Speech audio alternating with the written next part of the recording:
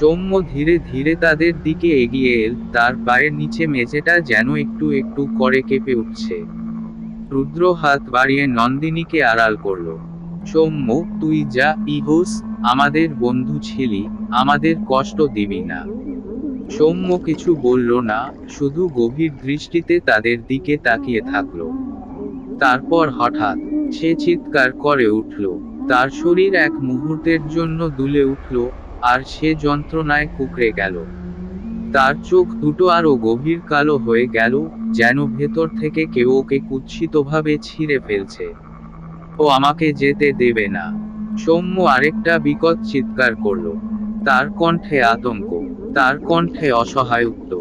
আমাকে সাহায্য করো। সেই চিৎকার নন্দিনীর বুকের ভেতর কেঁপে উঠল। এই ভয়ানক অস্তিত্বের মাঝেও কোথাও সৌম্য এখনো আছে। সেই সত্যিকার সৌম্য, যে সাহায্য চাইছে। নন্দিনী দ্রুত হাতে থাকা পুরনো বইটার পাতা উল্টাতে লাগলো। সেখানে একটা লাইন লেখা ছিল, যদি আত্মা ফিরে আসে কিন্তু নিজের দেহের নিয়ন্ত্রণ হারায়, তবে তাকে ছাড়ানোর একমাত্র উপায় হলো। তারপর পৃষ্ঠার অংশটা ফাটা। নন্দিনীর মুখ শুকিয়ে গেল। রুদ্র, পৃষ্ঠাটার অংশ নেই। সে আতঙ্কিত স্বরে বলল। রুদ্র হতভম্ব হয়ে বলল, মানে? তাহলে এখন কি হবে? সৌম্য তখনই মাথা তুলে তাকালো। তার চোখ দুটো ঠিকরে বেরিয়ে আসছে, তার ঠোঁটে বিকৃত এক হাসি। তারপর সে ধীরে ধীরে ফিসফিস করে বলল, তোমরা আমাকে আটকাতে পারবে না। তার কণ্ঠস্বরে দুইটা আলাদা সত্তার মিল একসাথে কথা বলছে। ঘরজুড়ে বাতাস ধীরে ধীরে ভারী হয়ে উঠল। নন্দিনী বুঝতে পারল, কিছু একটা আসতে চলেছে। কিছু ভয়ঙ্কর, কিছু যাকে তারা থামাতে পারবে না। সৌম্যর চোখের শূন্য অন্ধকারটা আরো গভীর হলো। ঘরের বাতাসের ভারী ভাবটা এতটাই বেড়ে গেল যে নন্দিনী আর রুদ্র মনে করল কেউ যেন তাদের বুকের ওপর পাথর চেপে ধরেছে। সৌম্য এক পা এগিয়ে এলো। তার প্রতিটি পদক্ষেপের সাথে মেঝেতে একটা অদ্ভুত কম্পন ছড়িয়ে পড়ছিল। তোমরা আমাকে আটকে রাখতে চাও? তার কণ্ঠস্বর স্বাভাবিক নয়, বরং একসঙ্গে অনেকগুলো কণ্ঠ যেন মিলেমিশে কথা বলছে। রুদ্র আর নন্দিনী জনেই আতঙ্কে এক ধাপ পেছনে সরে গেল। নন্দিনী, এখন কি করব? রুদ্র কাঁপতে কাঁপতে ফিসফিস করে বলল। নন্দিনী দ্রুত বইয়ের পাতা ওল্টাচ্ছিল। কিন্তু কিছুই নেই। তারা কিভাবে এটাকে থামাবে, সেটার কোনো উত্তর নেই। ঠিক তখনই হঠাৎ সৌম্য কেঁপে উঠল, তার মুখ বিকৃত হয়ে গেল, যেন তার ভেতরের কেউ বেঁচে থাকার জন্য লড়াই করছে। তার হাত দুটো নিজের মাথার ওপর তুলে সে যন্ত্রণায় চিৎকার করে উঠল, ও আমাকে ছেড়ে দাও। তার কণ্ঠে সেই পরিচিত সৌম্যর আর্তনাদ স্পষ্ট। রুদ্র দ্রুত এগিয়ে এসে তার হাত ধরতে গেল, কিন্তু সাথে সাথেই একটা শক্তিশালী ধাক্কায় সে ছিটকে পড়ল। ঘরের বাতাস আরো গাঢ় হলো, কেমন যেন এক চাপা গর্জন শোনা গেল। একটা বিকৃত ফিসফিসানি, একটা চাপা হাসি।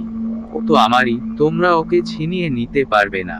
নন্দিনী বুঝতে পারল, এই ছায়া শক্তি হারাচ্ছে না, বরং আরো শক্তিশালী হয়ে উঠছে। কিন্তু কেন?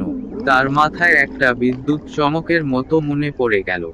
যদি আত্মা ফিরে আসে কিন্তু নিজের দেহের নিয়ন্ত্রণ হারায়, তবে তাকে ছাড়ানোর একমাত্র উপায় হলো। কিন্তু সেই বাকিটা হারিয়ে গেছে। তাহলে কি সৌম্যকে ফেরানোর আর কোনো উপায় নেই? তারা কি হার মেনে নেবে? না। নন্দিনী দ্রুত উঠে দাঁড়ালো। তার চোখে এখন আর শুধু আতঙ্ক নেই, তার চোখে লড়াই করার আগুন। নন্দিনী গভীর শ্বাস নিল। তার মনে হচ্ছে বাতাসে কিছু একটা শ্বাস নিচ্ছে, কিছু একটা কিলবিল করছে চারপাশে, কিন্তু চোখে দেখা যাচ্ছে না। সৌম্য তখনও যন্ত্রণায় কুঁকড়ে পড়ে আছে, আর তার ঠোঁটের কোণে সেই বিকৃত হাসিটা টিকে আছে, যেন তার শরীরের ভেতর দুইটা সত্তা লড়াই করছে। রুদ্র উঠে দাঁড়িয়ে দ্রুত বলল, নন্দিনী, কিছু একটা কর। সৌম্য আর নিতে পারছে না।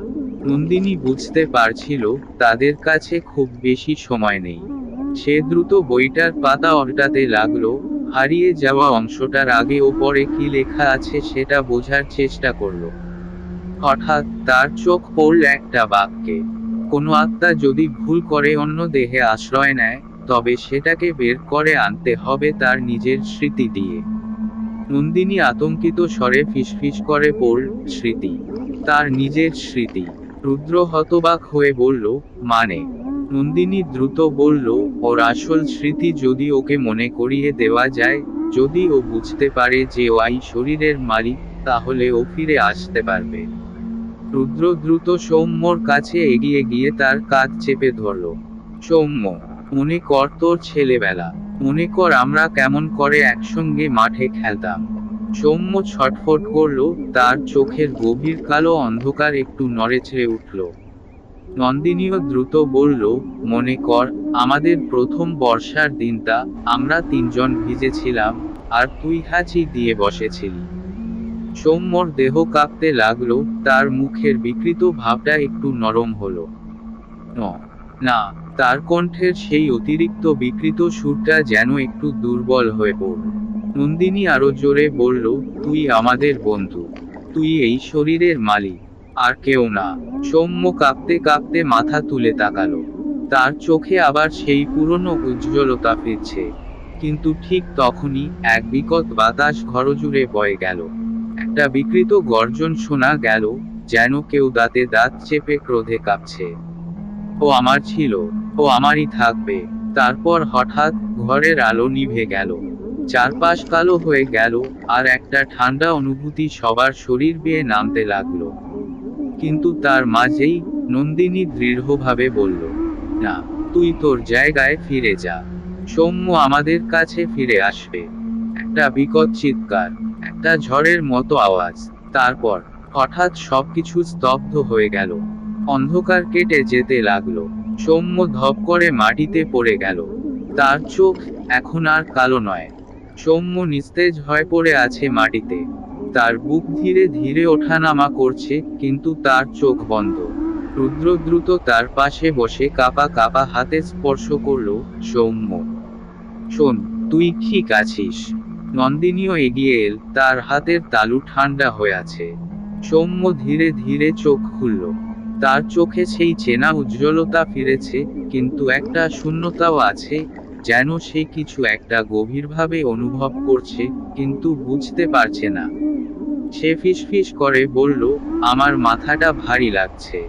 রুদ্র একদমে শ্বাস ছেড়ে দিয়ে বলল, তুই ফিরে এসেছিস। ওহ, তুই ফিরে এসেছিস। নন্দিনীর চোখেও আনন্দে অশ্রু টলমল করছিল, কিন্তু কিছু একটা এখনো অস্বাভাবিক লাগছিল। তার ভেতর কেমন যেন অজানা ভয় কাজ করছিল। সৌম্য উঠে বসতে গিয়ে হঠাৎ কেঁপে উঠল। তার হাতের আঙুলগুলো কেমন যেন শক্ত হয়ে গেছে, তার শিরদাঁড়ার ওপর দিয়ে একটা শীতল স্রোত বয়ে গেল। তার মুখ হঠাৎ ফ্যাকাশে হয়ে গেল, যেন ভয়ঙ্কর কিছু অনুভব করছে। নন্দিনী, সে আস্তে আস্তে বলল, কণ্ঠটা শুকনো। নন্দিনী দ্রুত বলল, কি হয়েছে, সৌম্য? সৌম্য ধীরে ধীরে চোখ তুলে তাকালো। তার দৃষ্টি শূন্য, আর তারপর সে ফিসফিস করে বলল, ও এখনো এখানে আছে। নন্দিনীর শরীরের রক্ত যেন জমে গেল। রুদ্র হতবাক হয়ে বলল, মানে? কি বলছিস? সৌম্য কাঁপতে কাঁপতে নিজের বুকের ওপর হাত রাখল। তার চোখে আতঙ্ক, তার কণ্ঠে অসহায়তা। ও পুরোপুরি যায়নি, ও এখনো আমার মধ্যে আছে। চারপাশে বাতাস হালকা কেঁপে উঠল, আর যেন দেয়ালের ছায়াগুলো একটু একটু করে নড়তে লাগলো। ঘরের বাতাসের ভারী ভাবটা আবার ফিরে এলো। নন্দিনী আর রুদ্র একে অপরের দিকে তাকালো, তাদের চোখে একই প্রশ্ন। তাহলে কি সব শেষ হয়নি?